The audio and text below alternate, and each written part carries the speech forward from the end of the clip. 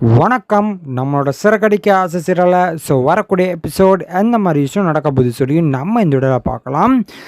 ரோஹிணி வந்து என்ன நினச்சிட்டு இருக்காங்க அப்படின்னா, அம்மாவை போயிட்டு பார்ப்போம். ஏன்னா வீட்டுக்கு இப்போ வேணாம், கோயிலுக்கு வர வச்சு பார்ப்போம். அது இல்லாமல் நம்ம கோயிலுக்கும் போன மாதிரி ஆகிடும்.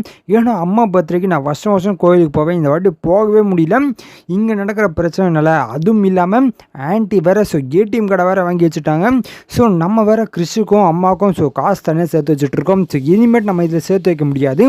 அதுக்கு நம்ம வேறு ஏதாச்சும் தான் பண்ணி ஆகணும். இந்த விஷயத்தை நம்ம அம்மா கிட்டே பேசிட்டு அதே மாதிரி இந்த மாதிரி வீட்டில் இந்த பிரச்சனை நடந்துச்சுன்னு சொல்லி பேசிட்டு வந்துடுவோம். அப்போ கொஞ்சம் ஃப்ரீ ஆகிடும் அப்படின்னு சொல்லி ரோஹிணி நினச்சிட்டு இருக்காங்க. சரின்னு சொல்லி ரோஹிணி வந்து ரோஹிணியோட அம்மாவுக்கு ஃபோன் பண்ணுறாங்க. பண்ண உடனே என்ன கல்யாணி நீயும் ஃபோன் பண்ணுவேன்னு சொல்லி நான் ரொம்ப நாளாக வெயிட் பண்ணிகிட்டு இருக்கேன். என்ன ஃபோன் பண்ணுறதே இல்லை, வீட்டிலே வரமாட்டேற, என்ன ஆச்சு அப்படின்னு சொல்லி கேட்குறாங்க. அப்போ வந்து ரோஹிணி சொல்கிறாங்க, அம்மா நான் சொல்கிறது மட்டும் கேளுங்க, நான் பக்கத்தில் இருக்க கோயிலுக்கு வந்துடுறேம்மா, நீங்களும் வந்துடுங்க, இன்னும் ஒரு 10 நிமிஷத்தில் வந்துடுவேன், நீங்களும் வந்துடுங்க அப்படின்னு சொல்கிறாங்க. அவங்க பேச வராங்க. அதுக்கு முன்னாடி ரோஹிணியும் கட் பண்ணிடுறாங்க. பண்ண உடனே சரி அவள் எதுக்கு கூப்பிட்டான்னு தெரில, நம்ம போயிட்டு பார்ப்போம் அப்படின்னு சொல்லி அவங்களும் வராங்க. வந்தோடனே ரோஹிணி வராங்க. ரோஹிணி வந்து ரொம்ப நாள் வெயிட் பண்ணிட்டு இருக்காங்க.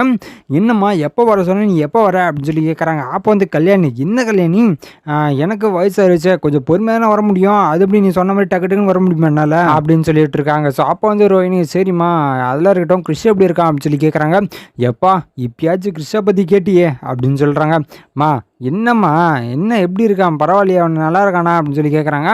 அவனும் நல்லா தான் இருக்கான், ஆனால் என்ன டெய்லியும் தான் உன்னை பற்றி கேட்டுனே இருக்கான், எதுக்கு வீட்டுக்கே வரமாட்டுறாங்க, அதுவும் இல்லாமல் எதுக்கு முத்தங்கள் வீட்டில் வேற இருக்காங்க அப்படின்னு சொல்லி கேட்டுட்டு இருக்கான், பதிலே சொல்ல முடியல கல்யாணி என்னால் அப்படின்னு சொல்கிறாங்க.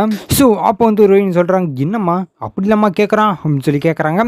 ஆமாம் கல்யாணி, என்ன இன்னும் சின்ன குழந்தை தான் இருக்கான்னு நினச்சிட்டு இருக்கியா, அவன் பாரு பெரிய பையனாக ஆகிட்டான், எல்லா விஷயமும் அவனுக்கு தெரியுது, அது இல்லாமல் அவன் கேட்குற கேள்விலாம் என்னால் தாங்கவே முடியல கல்யாணி அப்படின்னு சொல்லிட்டு இருக்காங்க.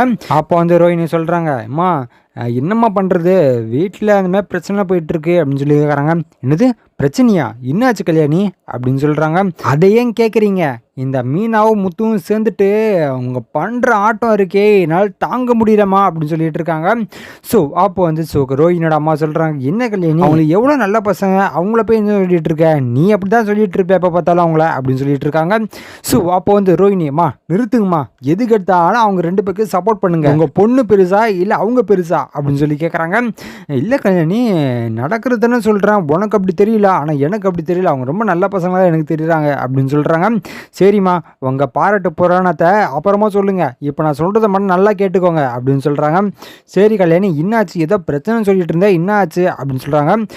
அப்போ வந்து ரோஹிணி வந்து இந்த விஷயத்தெல்லாம் சொல்கிறாங்க. இந்த மாதிரி மலேசியா மாமான்னு சொல்லிட்டு நான் நடிக்க வச்சுருந்தேன் இல்லையா, அவங்கள வந்து முத்து மீனா 2 பேரும் சேர்ந்து வீட்டில் வந்து எல்லாரையுமே சொல்லிட்டாங்க, அது இல்லாமல் அவரும் ஒத்துக்கிட்டாரு, இந்த மாதிரி நான் காசுக்காக தான் நடித்தேன், வேறு எதுவுமே எனக்கு தெரியாது அப்படின்னு சொல்லிட்டாங்க அப்படின்னு சொல்கிறாங்க. இதை கேட்டோன்னா அவங்களுக்கு ஒரே ஷாக்கு, என்ன கல்யாணம் சொல்லிட்டு இருக்கா, அப்போ எல்லாருக்குமே எல்லா விஷயமும் தெரிஞ்சு போச்சா அப்படின்னு சொல்லி கேட்குறாங்க. ஆமாம்மா வேறு என்ன பண்ணுறது, அதான் இல்லை உண்மையாக அவர் வந்து சொல்லிட்டாரே அப்படின்னு சொல்கிறாங்க. கல்யாணி நான் தான் முன்னாடியே சொன்னேன், இந்த வெள்ளம் இந்த பொய் தான், நான் அப்பயே சொன்னா இல்லையா உங்ககிட்ட, நீ தான் கேட்கவே இல்லை அப்படின்னு சொல்கிறாங்க. மா போதுமா நீங்கள் சும்மா கிளாஸ் நடத்திட்டு இருக்காதீங்க, நீங்கள் ஒழுங்காக இருந்த இந்த நிலைமைக்கு வர வேண்டியது அவசியமே இல்லையே அப்படின்னு சொல்கிறாங்க. இதை கேட்டணும் சைலண்ட் ஆகிடுறாங்க. அப்போ வந்து ரோஹிணி சொல்கிறாங்க, அதுவும் இல்லாமல் இப்போ அந்த வர காசு எல்லாமே அந்த ஆன்ட்டிக்கு தான் போகுது, ATM card bank account details எல்லாமே அவங்க வாங்கி வச்சுட்டாங்க, இதுக்கு மேலே நான் உங்களுக்கு காசு போட முடியாது, நான் வேணால் வீட்டுக்கு வந்து தனித்தனியாக காசு கொடுத்துட்றேன், கையில் கொடுத்துட்றேன், இனிமேட்டு உங்கள் பேங்க்கில் போட முடியாதுமா அப்படின்னு சொல்லிட்டு இருக்காங்க. என்னடி சொல்லிட்டு இருக்க, நீ சம்பாதிக்கிற காசு அந்த அம்மா எடுத்துகிட்டு இருக்கா அப்படின்னு சொல்லி கேட்குறாங்க. ஆமாம்மா அது ஏன் கேட்குறீங்க, ரொம்ப கொடுமையாக போயிட்டுருக்கு வீட்டில் அப்படின்னு சொல்லிட்டு இருக்காங்க.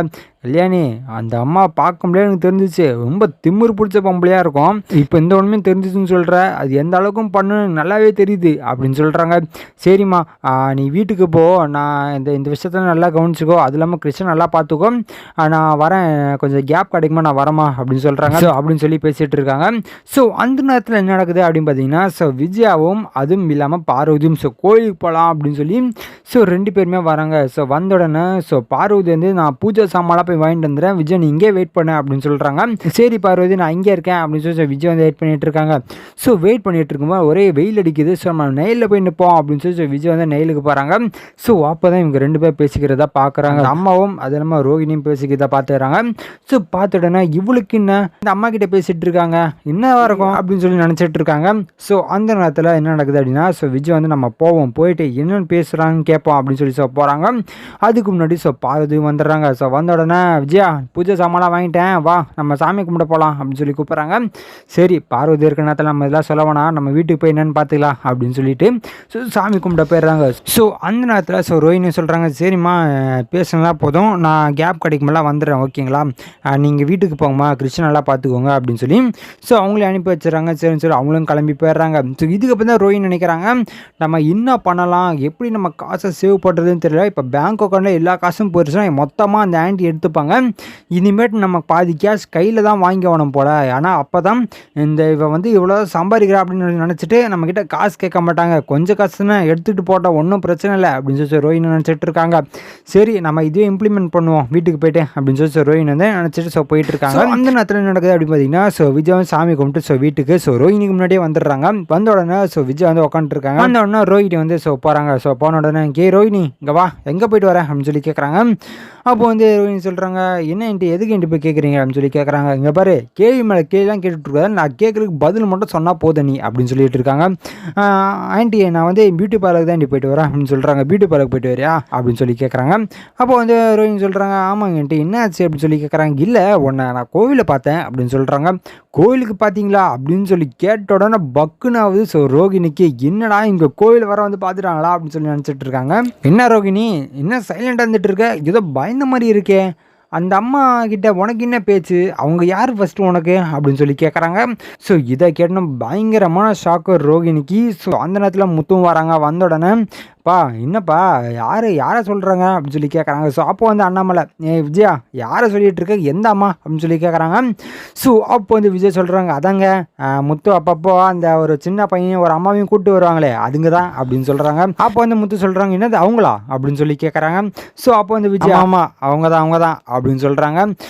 இதை கேட்டணும் முத்துக்கு ஒரு டவுட்டு, அவங்கக்கிட்ட இவங்க என்ன பேச போகிறாங்க அப்படின்னு சொல்லி பயங்கரமாக டவுட் ஆகிட்டு இருக்கு. இதுக்கப்புறம் எந்த மாதிரி விஷயம் நடக்க போகுது சொல்லி நான் அடுத்த வீடியோவில் உங்களுக்கு அப்டேட் பண்ணுறேன். அது வரைக்கும் நம்ம சேனல் சப்ஸ்கிரைப் பண்ணி பக்கத்தில் பெல் ஐக்கன் பண்ணி வச்சுக்கோங்க. நன்றி, வணக்கம்.